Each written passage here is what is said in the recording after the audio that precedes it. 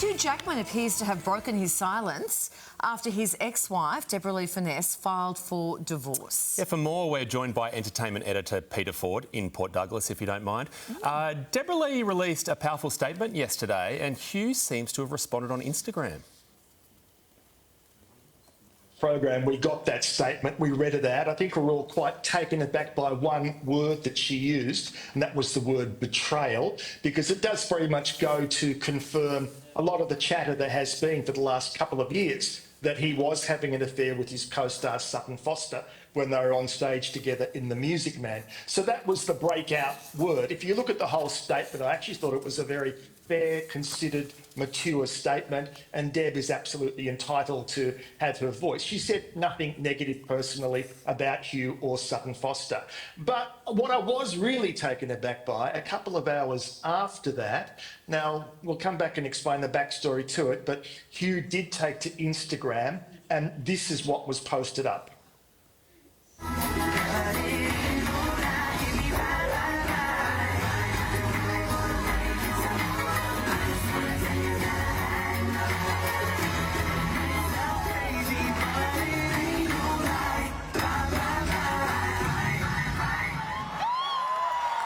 And that song, of course, is In Sync's Bye Bye Bye. And, you know, I would like to think that someone else is doing Hugh's socials and didn't think that would be a bad look, because it really is. If I thought it was Hugh who did it, I would be saying that was very immature and quite bitchy to do that. Just say nothing, let Deb have her moment. You know, Hugh studied to be a journalist. People may not realise that. So he's very conscious of how things look in print and how things are interpreted. So I thought that was a misstep on someone on Hugh's team's part if it was not Hugh himself. Now, of course, it is a subject now that's being discussed. People want to analyse what's gone wrong in the marriage. Everybody's becoming an expert in things that happen behind closed doors. And even though Hugh and Deb originally said we will not be discussing this any further, clearly by Deb putting out that statement, Hugh putting up that post onto Instagram, they are saying something. They're giving the story oxygen. They're throwing kerosene onto the fire. And this is one TV show called The Social, and they've been discussing the breakup.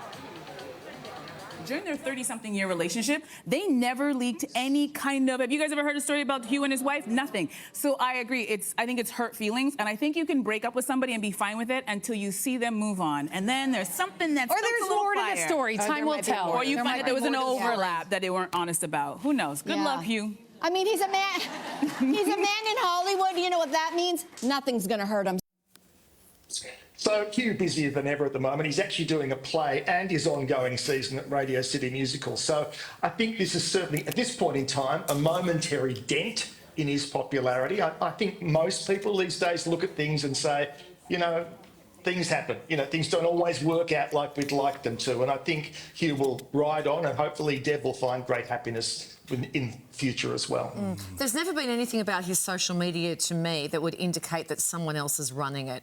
Just saying, I think he probably is very much in control of his own social media. There is also a lyric in that song, "It ain't no lie, bye, bye, bye." So maybe he's confirming it, Pete. There's just another theory for you. Good work, Chris. In other Hollywood divorce news, Brad Pitt has spoken about his ex-wife, Angelina Jolie.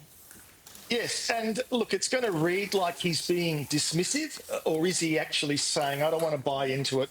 So he's given an interview to GQ magazine, and he was actually asked this question. It's not like he brought it up. And he was asked about, you know, how is life now that everything has finally been settled? And this all happened, of course, in December of last year, so only 6 months ago. And, of course, it went on for years. They split in 2016. There seemed to be all this fighting going on, and particularly over the winery in France. Finally, it was all settled. And he just says it was something coming to fruition. And I think what he means by that is just getting the paperwork done. I think he's suggesting the whole thing had been well and truly over. And, of course, not to forget that the children involved don't speak to him. They've all kind of disassociated themselves from him. So it's a very bitter split for him. And maybe he's clever enough to just think, if I buy into it, if I start discussing it, everything gets interpreted and misinterpreted. Just give a nice, generic, quick answer like that.